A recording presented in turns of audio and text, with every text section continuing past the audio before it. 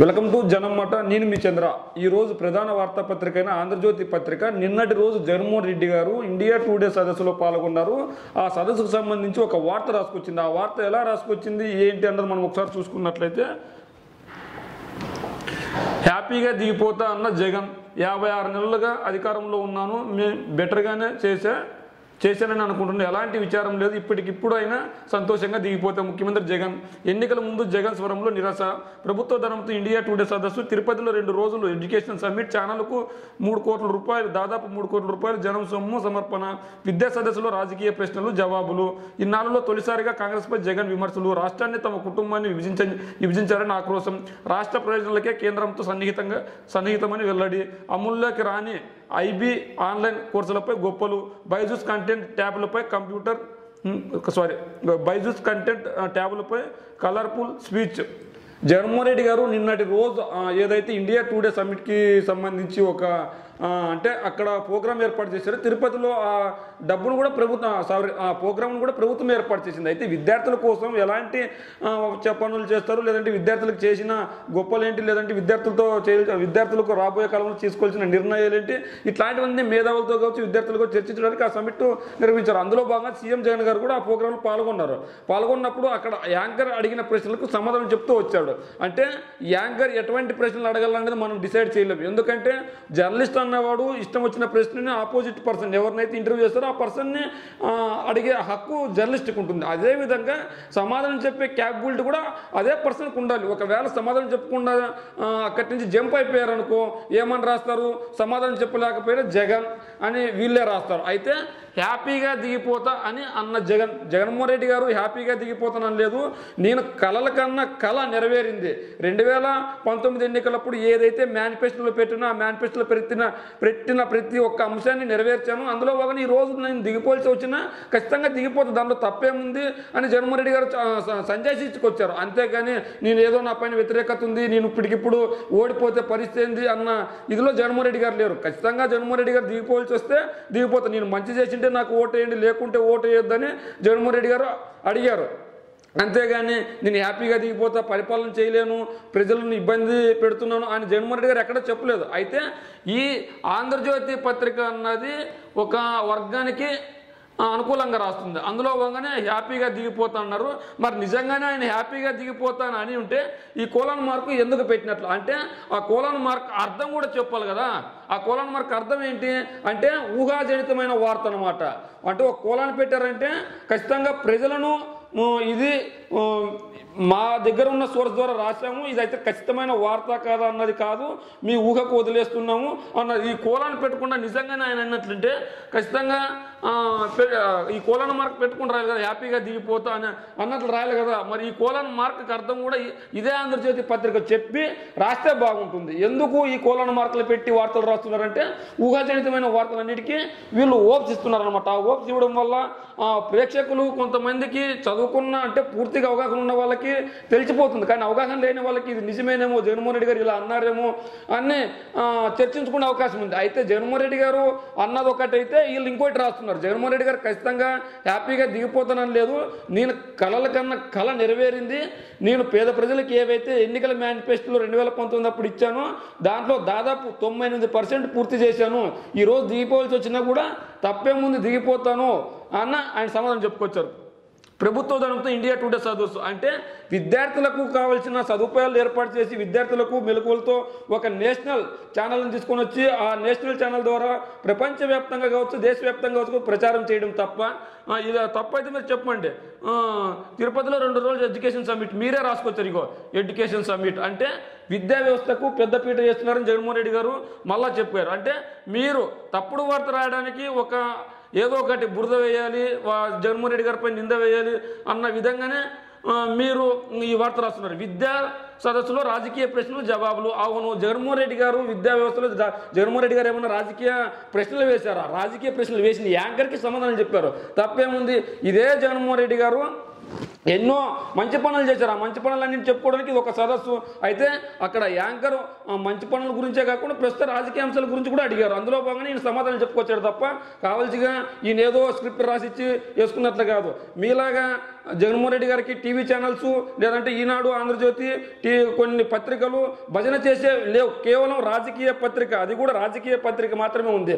పోనీ ఆంధ్రజ్యోతి రాజకీయ పత్రిక అని మీరు చెప్పుకుంటారా? మరి సాక్షి రాజకీయ పత్రిక అని చెప్పుకుంటుంది, రాజశేఖర రెడ్డి గారు బొమ్మ వేసుకుంటుంది. మరి మీరు ఎందుకు చంద్రబాబు గారు బొమ్మ వేసుకోవట్లేదు, ఎన్టీఆర్ గారు బొమ్మ వేసుకోవట్లేదు, రాజకీయ పత్రిక అని చెప్పుకోవట్లేదు?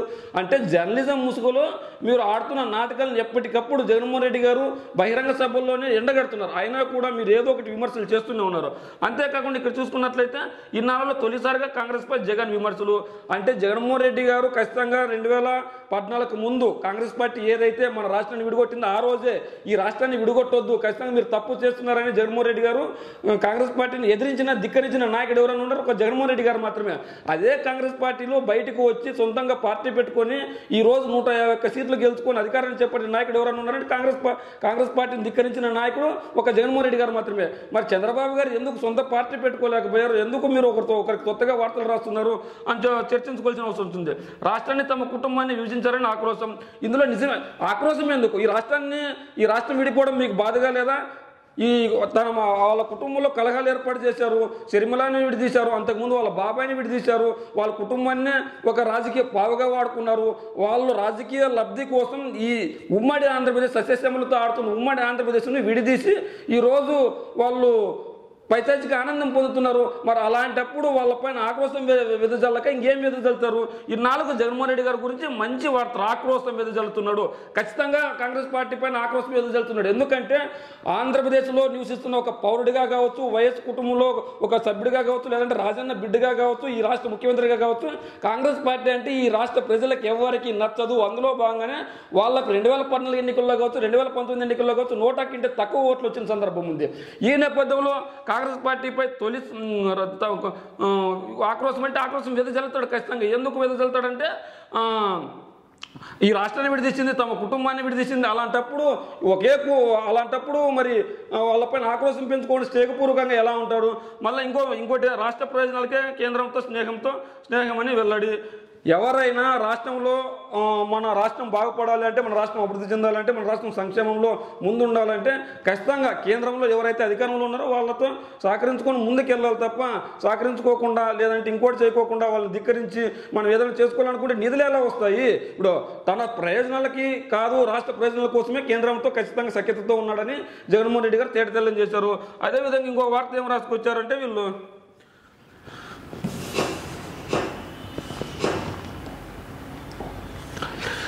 వైఎస్ కొడుకుగా పుట్టి ఇలా చేస్తావా జగన్ అన్న.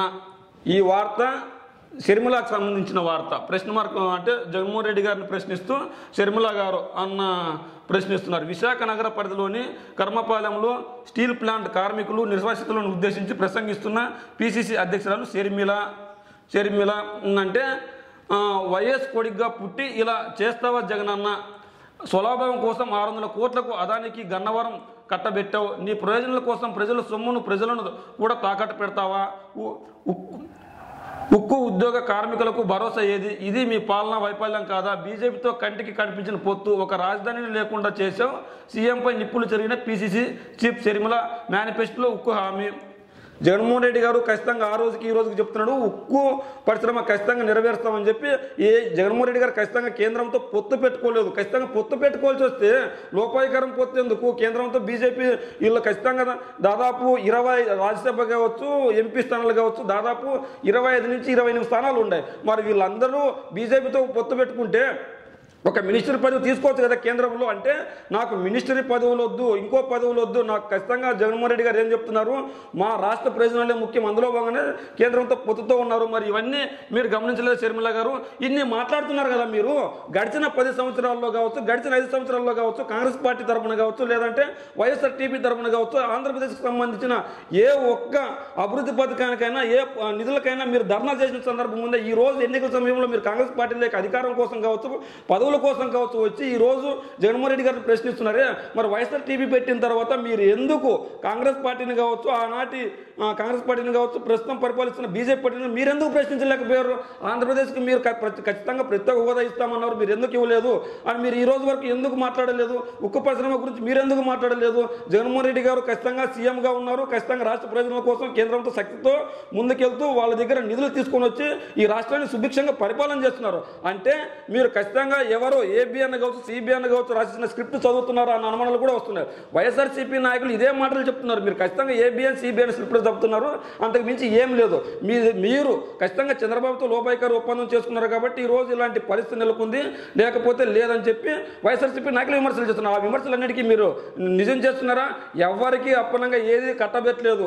జగన్మోహన్ రెడ్డి గారు ఖచ్చితంగా అదానికి మీరు చెప్పుకొచ్చారే 600 కోట్లకు అదానికి గన్నవరం కట్టబెట్టామని.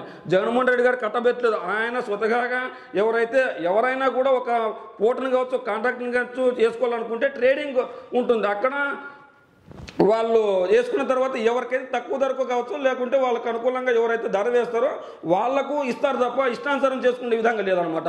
అందులోగానే ఆయనకి వెళ్ళింది. అంతేగాని జగన్మోహన్ రెడ్డి గారు ఏదో అప్పనం కట్టబెట్టారు, ఇంకోటి కట్టబెట్టారు కాదు. మీరు నిజంగానే ఆంధ్రప్రదేశ్ ప్రజల తరపున కావచ్చు, ఆంధ్ర రాష్ట్ర ప్రయోజనాల కోసం పోరాడేటట్లుంటే, మాట్లాడేటట్లుంటే ఆనాడు రాష్ట్రాన్ని విడిగొట్టిన కాంగ్రెస్ పార్టీ మీరు ఎందుకు ప్రత్యేక హోదాని విభజన హామీల్లో ఒకటిగా చేర్చలేదని అడగండి. ఆ రోజు రాష్ట్రాన్ని విడిగొచ్చినప్పుడు ఉక్కు పరిశ్రమను విభజన హామీల్లో ఒకటిగా ఎందుకు చేర్చలేదని అడగండి.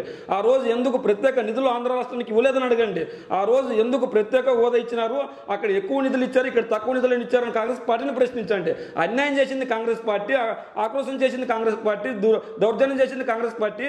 ఆ రోజు మన రాష్ట్రాన్ని ఎలా విడిదీసిందో కాంగ్రెస్ పార్టీ యావత్ ప్రపంచమే చూసింది. దాన్ని ఈసరించుకొనే కాంగ్రెస్ పార్టీకి 100 కంటే తక్కువ ఓట్లు వస్తున్నాయి. వచ్చే ఎన్నికల్లో ప్రజలు మీకు కూడా బుద్ధి చెప్పే అవకాశం దగ్గరలోనే ఉంటుంది.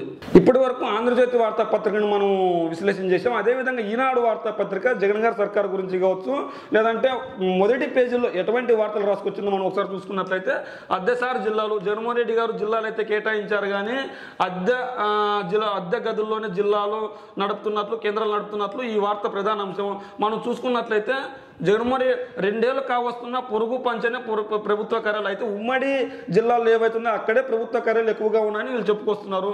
సమకృతం అంటే సర్దుకుంటారు. ఫంక్షన్ హాల్లో అల్లూరి సీతారామరాజు జిల్లా ఎస్పీ ఆఫీసు, పల్నాడు ఆసుపత్రిలో కలెక్టరేట్ క్యాంప్ కార్యాలయం, జిల్లాకు 2 కోట్లు ఇచ్చి సరిపెట్టిన ప్రభుత్వం, తెలంగాణలో 2000 కోట్లతో సమీకృత భవన సముదాయాలు, ఆధునిక వసతులతో ఇప్పటికీ 25 జిల్లాలు అందుబాటులోకి, ఆంధ్రవాణిలో ఒక్కటైనా పూర్తి చేయని జగన్ సర్కార్. జగన్మోహన్ రెడ్డి గారు ఖచ్చితంగా జిల్లాలు ఏర్పాటు మొదటిసారిగా ఎవరు పెద్దపీట వేశారంటే ఒక జగన్మోహన్ రెడ్డి గారు మాత్రమే చెప్పుకోవాలి.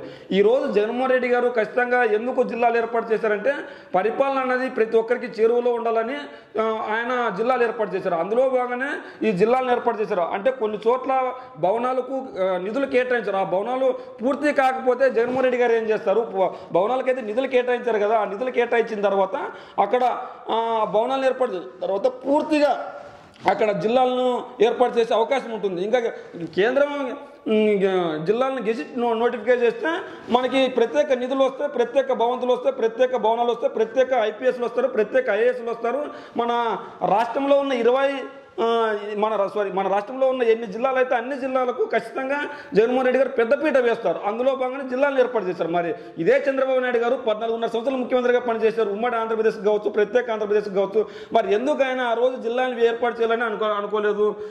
పాడేరులో ఎస్పీ ఫిర్యాదుకు చేయాలా, అయితే పలానా ఫంక్షన్ హాల్కు వెళ్ళండి. జగన్మోహన్ రెడ్డి గారు ఖచ్చితంగా ఏర్పాటు చేసిన పాడేరు జిల్లాలో ఎస్పీకి ఫిర్యాదు చేయాలైతే పలానా ఫంక్షన్ హాల్కి వెళ్ళండి అంటున్నారు. ఖచ్చితంగా ఎస్పీ ఆఫీసు ఎక్కడ పెట్టుకుంటే అక్కడే ఉంటుంది. ఫంక్షన్ హాల్లో పెట్టారు కాబట్టి ఆ ఫంక్షన్ హాల్కి వెళ్ళండి అని చెప్తుంటారు. కానీ ఆ ఫంక్షన్ హాల్లో ఏమన్నా అక్కడ ఉన్న మేనేజర్కి ఫిర్యాదు చేయమంటున్నారా, లేదంటే అక్కడ ఉన్న అటెండర్కి ఫిర్యాదు చేయమంటున్నారా, లేదంటే అక్కడ ఉన్న వర్కర్లకు ఫిర్యాదు చేయమంటున్నారా? అక్కడ ఫంక్షన్ హాల్లో ఎస్పీ ఆఫీస్ పెట్టారు కాబట్టి అక్కడికి వెళ్ళి ఫిర్యాదు చేయండి అన్నారు. దీన్ని మీరు వర్గీకరించి రాస్తున్నారు. అదేవిధంగా తిరుపతిలో కలెక్టర్కి వినతి పత్రం ఇవ్వాలా, తిరుచరణలో తేజత వనితి గృహానికి వెళ్ళండి అంటే ఇక్కడ కలెక్టర్ ఆఫీసు తిరుపతిలోని తిరుచారణలో టీటీడీ వసతి గృహంలో ఏర్పాటు చేశారు. అక్కడికి వెళ్ళి వసతి పత్రం ఇవ్వండి అని ఏదైనా వినతి పత్రం ఇవ్వండి అని చెప్పారు తప్ప వసతి గృహంలోకి వెళ్ళండి అక్కడ ఏర్పాట్లు చేస్తారు అన్న ఇదేం లేదు. అక్కడికి వెళ్ళినా కూడా ఒక ఐఏఎస్ఏ ఉంటాడు, ఒక ఐపీఎస్ గారే ఉంటారు, వాళ్ళే పరిపాలన చేస్తారు. కానీ వాళ్ళు ఫంక్షన్ హాల్కి వెళ్ళండి, లేదంటే వసతి గృహంకి వెళ్ళండి, అక్కడ ఉన్న మేనేజర్లు లేదంటే అక్కడ ఉన్న కింద స్థాయి వాళ్ళు వర్కర్లు కావచ్చు, వాళ్ళు ఈ సమస్యలను పరిష్కారం చేయరు. ఖచ్చితంగా ఎస్పీను కలెక్టర్ అక్కడ ఆఫీసులో ఏర్పాటు చేసుకున్నారు కాబట్టి ఆ ఆఫీసుల్లో వాళ్ళు ఉన్నారు. ఎందుకు ఖచ్చితంగా కలెక్టర్ ఆఫీస్ కావచ్చు, ఎస్పీ ఆఫీస్ కావచ్చు పూర్తిగా నిర్మించినప్పుడు ఖచ్చితంగా ఏదో ఒకటి ఆల్టర్నేటివ్ ప్రజలకు చేరువతో ఉండాలి. కాబట్టి అక్కడ ఉన్న భవంతుల్లో ఒకటి అద్దెకు తీసుకొని నడుపుతున్నారు తప్ప వీళ్ళు ఏదో అక్కడికి వెళ్ళి వసతి గృహంలో కావచ్చు, ఫంక్షన్ హాల్లో కావచ్చు, అక్కడ ఉన్న మేనేజర్ కావచ్చు, అక్కడ ఉన్న కింద స్థాయి ఉద్యోగులకు కావచ్చు ఇచ్చే ఉద్దేశంతో వీళ్ళు లేదు. పల్నాడులో ఎస్పీని కలవాలా, పౌష్టికాహార కేంద్రానికి వెళ్ళండి. చూడండి, అన్నమయ్య జిల్లాలో కలెక్టరేట్ కోసం, గురుకుల పాఠశాలకు, ఎస్పీ ఆఫీస్ కోసం, పాలిటెక్నిక్ కాలేజీ మీరే రాసుకొస్తున్నారు. ఇక్కడ ఎస్పీకి ఫిర్యాదు చేయాలంటే అక్కడికి వెళ్ళండి అంటే అక్కడ ఎవరు ఉంటున్నారు? ఎస్పీనే ఉంటున్నారు. మీరు జగన్మోహన్ రెడ్డి గారు ఏదైతే కొత్త జిల్లాలు ఏర్పాటు చేసిన తర్వాత భవనాలు లేకపోయినప్పుడు తాత్కాలిక భవనాలు మీరు చంద్రబాబు నాయుడు గారు ఖచ్చితంగా రాజధాని హైదరాబాద్ ఉన్నా కూడా ఏపీకి పారిపోయి వచ్చినప్పుడు తాత్కాలిక రాజధాని పేరుతో తాత్కాలిక భవనాలను కట్టినప్పుడు ఇదే వార్తలు ఎందుకు రాయలేదు? జగన్మోహన్ రెడ్డి గారు కొత్త జిల్లాలు ఏర్పాటు చేసిన తర్వాత భవనాలు లేకున్నప్పుడు తాత్కాలిక భవనాలు కట్టి ఆ డబ్బునంతా ఈయన సొమ్ము చేసుకోవచ్చు. కానీ తాత్కాలిక భవనాల వల్ల ప్రజలకు ప్రయోజనం ఉండదు, డబ్బంతా వృధా అవుతుంది. మనం ఉన్న భవంతులు ఉపయోగించుకొని ఎస్పీని ప్రజలకు చెరువులో కావచ్చు, ఈ కలెక్టర్ని ప్రజలకు చెరువులో ఉంచితే ఖచ్చితంగా పరిపాలన అందరికీ అందుతుంది తప్ప అంతకుమించి ఏం లేదని చెప్పుకొస్తున్నారు. తెలంగాణలో మాదిరి 22 నెలలు అయినా ఒక చోట ఇంకో చోట అంతా తప్పుడు వార్తలు, తప్పుడు రాతలు తప్ప ఇంకొకటి ఏం లేదు.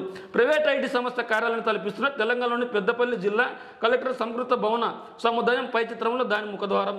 మరి జగన్మోహన్ రెడ్డి గారు ఇలా చెప్తున్నారు కదా, కలెక్టర్ మళ్ళీ ఇది మన రాష్ట్రంలో ఇగో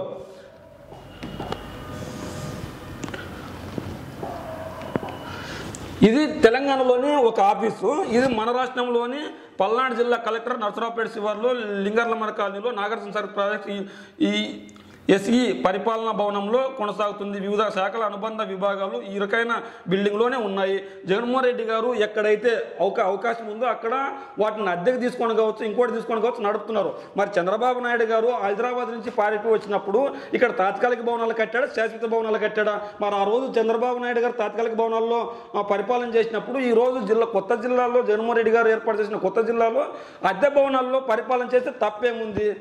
ఇది ఒకసారి ప్రశ్నించుకోవాలి మీరు వార్త రాసే ముందు. అదేవిధంగా జగన్మోహన్ రెడ్డి గారు నిన్న ఏదైతే ఇచ్చారో దానికి వీళ్ళు ఏం రాసుకొచ్చారంటే ఇప్పటికిప్పుడు దిగిపోవాల్సి వచ్చినా విచారం లేదు, కేంద్రంతో భాజపాకి అంశాల వారిగా మద్దతు ఇస్తున్నాం, రాష్ట్రాన్ని మా కుటుంబాన్ని కాంగ్రెస్ చీల్చింది, గతంలో మా బాబాయిని పోటీకి పెట్టింది, ఇప్పుడు నా చెల్లిని రాష్ట్ర అధ్యక్షురాలు చేసింది, ఇండియా టుడే ఎడ్యుకేషన్ సమ్మిట్లో ముఖ్యమంత్రి జగన్ ఎన్నికలయ్యాక కేంద్రంలో అధికారంలోకి వచ్చే పార్టీకి మద్దతుపై సమాధానం దాటివేట అంటే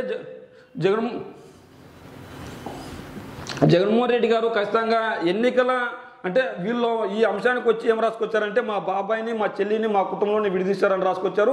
అంతేకాకుండా ఎన్నికలు వచ్చిన తర్వాత ఎవరు గెలుపోవడం తర్వాత ఏ పార్టీకి మద్దతు ఇస్తారని యాంకర్ అడిగిన ప్రశ్నకి ఖచ్చితంగా జగన్మోహన్ రెడ్డి గారు సమాధానం అయితే దాటివేసింటారు. వీళ్ళు కల్లిబొల్లి మాటలు రాస్తుంటారు. ఎందుకు అంటే జగన్మోహన్ రెడ్డి గారు చెప్పిన సమాధానం వీళ్ళు రాస్తే కనుక ప్రజలు ఆయనకి పెద్దపీట వేస్తారు. ఖచ్చితంగా జగన్మోహన్ రెడ్డి గారు 2014లో కావచ్చు, 2019లో కావచ్చు సింగిల్గానే వస్తాను, 2024లో కూడా సింగిల్గానే వస్తాను, అధికారాన్ని చేపడుతానని చెప్తున్నారు. దిగిపోతానని చెప్పలేదు, ఇంకోట్లేదు. అయితే ఖచ్చితంగా పేద ప్రజలకు మంచి చేయాలనుకున్నాను, మంచి చేశాను, నా వంతు నేను మంచి చేసింటే మళ్ళీ నాకు ఓటేస్తారు, ఒకవేళ మంచి చేయకపోతే నాకు ఓటేయరని ఆయన చెప్పుకొస్తున్నాడు. ఈ నేపథ్యంలో జగన్మోహన్ రెడ్డి గారు ఖచ్చితంగా దిగిపోల్సి వచ్చినా నాకు బాధ లేదు, ఖచ్చితంగా వచ్చే నాయకులు మంచి పరిపాలన చేస్తారని ఆశిస్తున్నాడు ఆయన సమాధానం చెప్పుకొచ్చారు. అయితే వీళ్ళు తప్పుడు వార్తలు, తప్పుడు సమాధానాలు ప్రజలను మభ్య పెడుతున్నారు. మరి కాంగ్రెస్ పార్టీ రాష్ట్రాన్ని విడిగొట్టింది, తన కుటుంబాన్ని విడిగొట్టింది, ఆయన చెప్పిన సమాధానంలో తప్పేముంది? మరి ఆ రోజు ఈ రోజు చెప్తున్నాడు మన రాష్ట్రానికి ఏ పార్టీ అయితే పెద్దపీట వేస్తుందో అదే పార్టీకి నేను మద్దతు ఇస్తానని చెప్తున్నాడు తప్ప కొత్తగా ఈ రోజు సమాధానం చెప్పాల్సిన అవసరం అయితే జగన్మోహన్ రెడ్డి గారికి అయితే లేదు. ఇదే వార్తాపత్రిక అమరావతి గురించి ఒక వార్త రాసింది. అమరావతి రైతులు, అమరావతి ప్రజలు రాజధాని కావాలి ధర్నా చేస్తున్నారంటే ఒక వార్త రాసింది. ఆ వార్త ఏందో చూసుకున్నట్లయితే ఉద్యమం 3 రోజులకు చేరిన సందర్భంగా మాదాడం గ్రామంలోని దీక్ష శిబిరంలో నినాదాలు చేస్తున్నారు రైతు మహిళలు. డేట్ చూడండి ఒకసారి, 12/10/2020. మళ్ళీ ఇక్కడ ఏం రాసుకొచ్చారు, అన్నదాతల మహో ఉద్యమానికి నేటితో 15 రోజులు 15 రోజులు అయిందని రాసుకొచ్చారు. అంటే ఇక్కడ పాత చిత్రం ఎందుకు ఏల్చి వచ్చింది, వాళ్ళు నిజంగానే 1500 రోజులు వాళ్ళు నిజంగానే ధర్నా చేసింటే, అమరావతి కావాలని ధర్నా చేసింటే ఇక్కడ ఇంతమంది ప్రజలు ఉండింటే నిజంగానే ఇక్కడ పాత చిత్రంలో కొత్తగా నిన్నటి చిత్రం వీళ్ళు వేయవచ్చు కదా. నిన్నటి చిత్రం వేయకుండా 12/10/2020 ఫోటో తేజీ తీసిన ఫోటో ఎందుకు ఏల్చి వచ్చింది అంటే ఇక్కడ కృత్రిమ ఉద్యమాన్ని ఈనాడు ఆంధ్రజ్యోతి ప్రోత్సహిస్తుంది. అందులో పోగానే అక్కడ ఎటువంటి ఉద్యమం లేకపోయినా కూడా వీళ్ళు ఉద్యమిస్తున్నారు. వాళ్ళు ఏదో జగన్మోహన్ ఇప్పుడు ఒకటి ఉంది, ఈరోజు ఖచ్చితంగా చిరంజీవి గారితో లేదంటే ఎన్టీఆర్ గారితో ఇంకోరితో సినిమా రిలీజ్ అవుతుంది. ఆ రిలీజ్ అయిన తర్వాత ఎన్ని రోజులైనా ఆడుతూనే ఉంది 15 సంవత్సరాలుగా ఆడుతూనే ఉంది అంటే ఆడుతూనే ఉన్నట్లా. ఎంతమంది ప్రజలు వస్తున్నారు, అక్కడ టికెట్లు ఎన్ని అమ్ముడుపోతున్నాయి, అక్కడ సినిమా థియేటర్ పరిస్థితి ఏంది, అక్కడ లావాదేవీలు ఏంది అన్నీ చూడాలి కదా. అందులో భాగంగా ఈరోజు అమరావతి ప్రజలు ఏ రోజైతే ఉద్యమాన్ని మొదలుపెట్టారో, అది కూడా కృత్రిమ ఉద్యమాన్ని మొదలుపెట్టారో, ఆ ఉద్యమం ఈ రోజు వరకు ఖచ్చితంగా సక్రమంగా సరైన పద్ధతిలో నడుస్తుంటే ఇక్కడ పాత చిత్రం ఎందుకు ఏల్చి వచ్చింది. రోజులు, వారాలు, నెలలు, సంవత్సరాలు గడుస్తూనే ఉన్నాయి. అన్నదాతల సంకల్ప బలంతో మరింతగా పెరుగుతూనే ఉంది. వారి గుండెల్లో ధైర్యం ఇనువంతైనా సన్నగిలలేదు. వైకాపా ప్రభుత్వం తెలివిలేని నిర్ణయానికి వ్యతిరేకంగా వారు ఎత్తిన జెండా రెపరెపలాడుతూ ఎగురుతూనే ఉంది. అమరావతి పరిరక్షణ గలమెత్తిన ఉద్యమ నినాదాలు దిక్కులు పెకటిల్లేలా మోగుతూనే ఉంది. 3 రాజధానులకు వ్యతిరేకంగా అమరావతి పరిరక్షణ ఊపిరిగా రైతులు, మహిళలు సాగిస్తున్న పోరాటం గురువారానికి 1500 రోజులుగా చేరుతుంది. రాత్రింబవలు శరవేగంగా సాగుతున్న రాజధాని అమరావతి నిర్మాణాన్ని అధికారంలోకి రాగానే వైకాపా మిగిలినది 2 పేజీలు రాసుకొచ్చారు.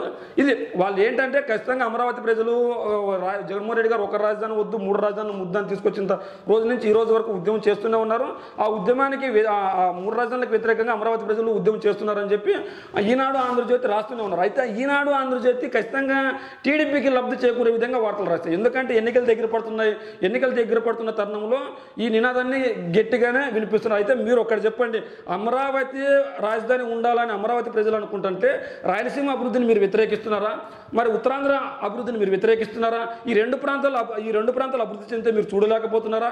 అమరావతి ప్రజలు నిజంగానే 1500 రోజులుగా ధర్నా చేస్తూ ఉంటే కనుక పాత చిత్రం వేయకుండా కొత్త చిత్రం ఎందుకు వేయలేదు, ఇదే ఈనాడు పత్రిక. ఇంత జనం ఈ రోజుకి అక్కడ ఉంటే కనుక ఈ 12వ తేదీ 10వ నెల 2020 ఫోటో కాకుండా ఇక్కడ ఈరోజు డేట్తో ఎందుకు ఫోటో వేయలేదు అంటే వీళ్ళు ఖచ్చితంగా కృత్రిమ ఉద్యమాన్ని ప్రోత్సహిస్తున్నారు. అంటే ప్రజలను మగ్గి పెడుతున్నారు. అంటే అక్కడ అమరావతిలో ధర్నా జరుగుతుందా, నిరసన తెలియజేస్తున్నారు లేదా అని తెలియజేయడానికి అక్కడికి ప్రజలు వెళ్ళాలి. కానీ ఏపీలో ఉన్న జిల్లాల్లో ఉమ్మడి 13 జిల్లాల్లో ఉన్న ప్రజలందరూ అక్కడికి వెళ్ళి చూడలేరు కాబట్టి ఖచ్చితంగా అక్కడ ఉద్యమం ఎంతవరకు ఉంది, ఉద్యమం ఎంతవరకు లేదని చూడలేరు కాబట్టి ఏదో పాత చిత్రం వేసుకొని ఇక్కడ వార్త రాస్తే సరిపోతుంది కదా అని వీళ్ళు అనుకుంటున్నారు. మరి వీళ్ళు ఇదే డేట్ని ఖచ్చితంగా ఇక్కడ డేట్ వేయకుండా నిన్న జరిగిన ధర్నా ఖచ్చితంగా విజయవంతమే అంటే 1500 రోజులుగా ఖచ్చితంగా ఆ ఫోటో వేయకుండా ఈ ఫోటో ఎందుకు వీళ్ళు వేస్తున్నారంటే లేని ఉద్యమాన్ని ప్రజల్లో రేకెత్తించాలి అని చెప్పి ఈ వార్తలు రాస్తున్నారు తప్ప అంతకు మించి ఇంకేమీ లేదు. అదే ఈరోజు జగన్మోహన్ రెడ్డి గారు వార్తాపత్రిక అనవచ్చు, లేదంటే వైఎస్ఆర్సీపీకి సపోర్ట్ చేసే వార్తాపత్రిక అవచ్చు, సాక్షి పత్రిక ఈరోజు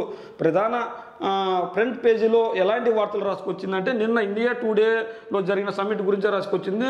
అంతరాలపై విద్యా యుద్ధం, రాష్ట్రంలో పేదరికానికి నాణ్యమైన విద్య సరైన మందు, ఇండియా టుడే సదస్సులో ముఖ్యమంత్రి వైఎస్ జగన్మోహన్ రెడ్డి గారు.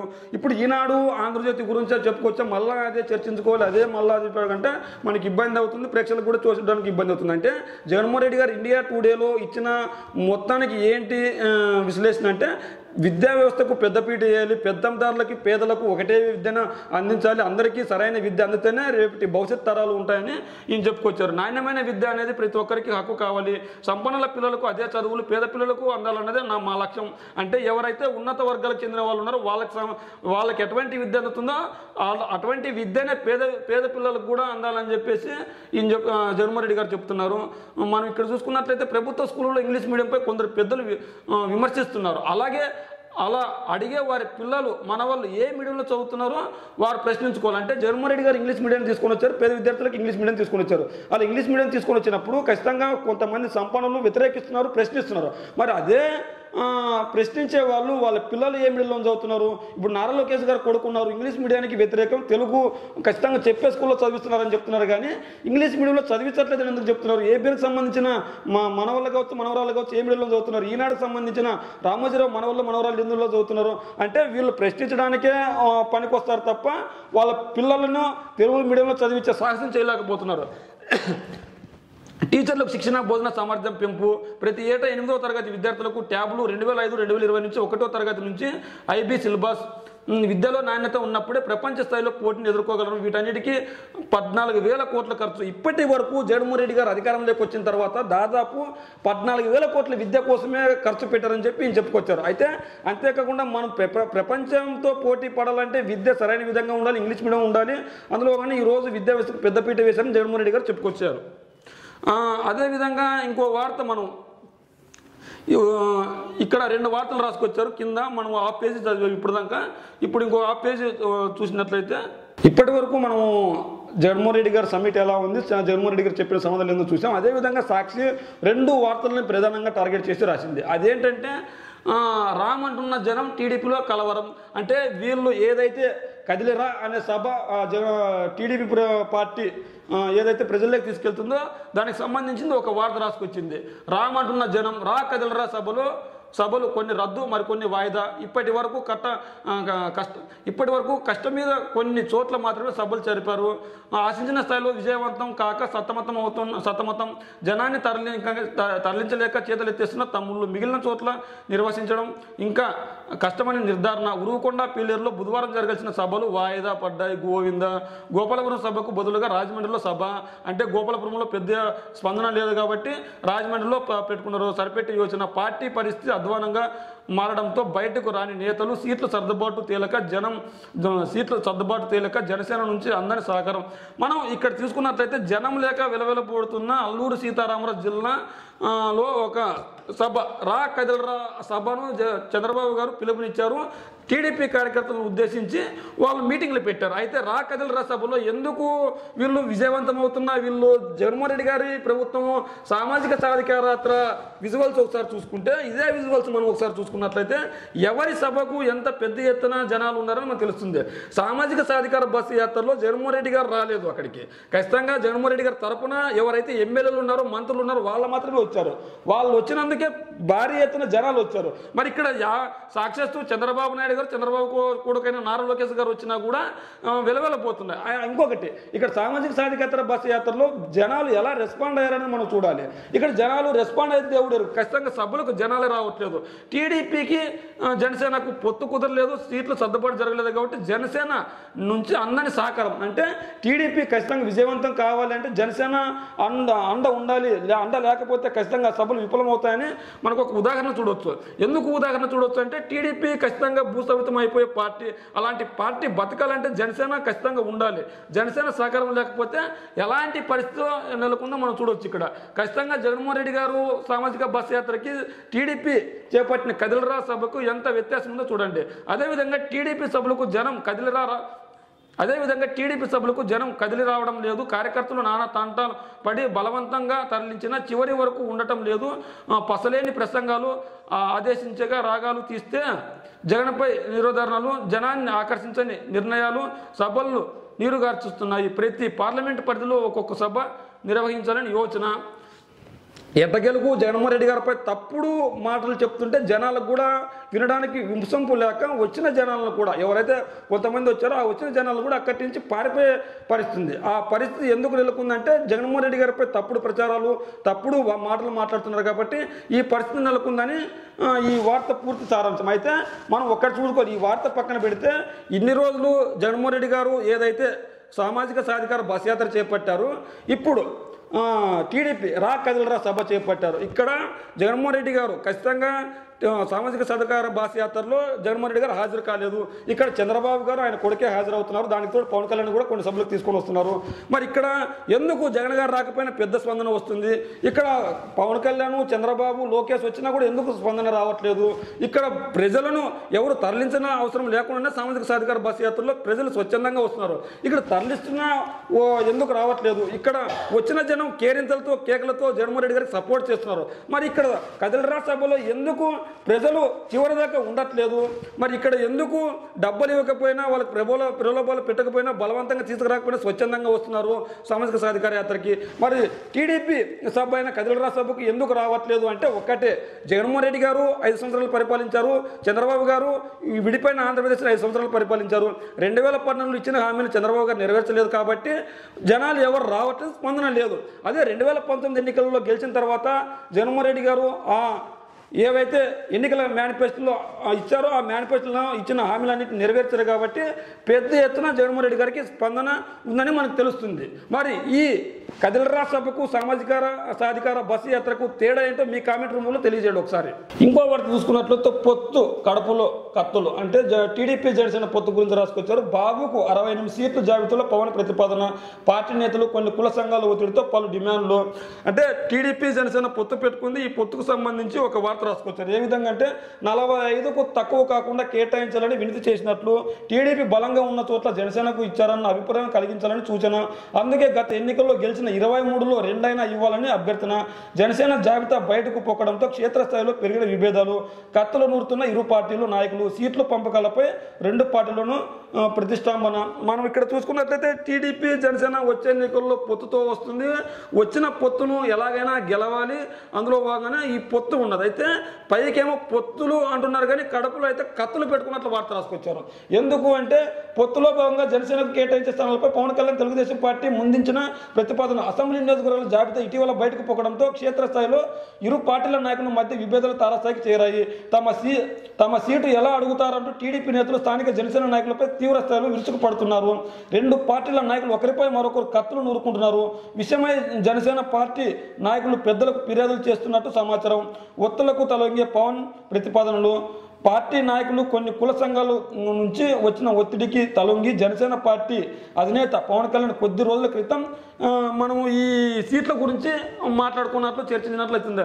అయితే ఎట్టకేలకు మనం టీడీపీ జనసేన పొత్తు అయితే ఖరారైంది. సీట్లు పంపకాల గురించి గొడవ పడుతూనే ఉన్నారు. అయితే టీడీపీకి బీ టీం కాదు జనసేన అని వాళ్ళు చెప్పుకున్నా కూడా టీడీపీ వెనక నడవట్లేదు, టీడీపీతో పాటు పక్కన నడుపుతున్నామని వాళ్ళు చెప్తున్నా కూడా ఇక్కడ సీట్లు సర్దుబాటు గాక ఇబ్బందులు పడుతున్నారు. జనసేన ఏమో 67 సీట్లు కావాలి, మేమేమో అన్ని సీట్లు ఇవ్వలేమని టీడీపీ వాళ్ళు చెప్తున్నారు.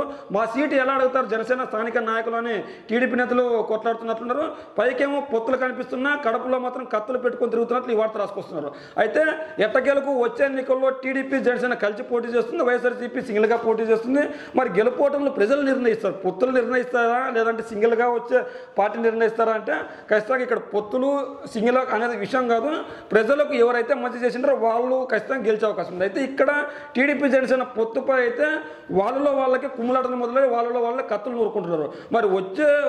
మరి రానున్న రోజుల్లో మరిన్ని గొడవలు చూడాల్సి వస్తుందో మనం వేచి చూడాలి.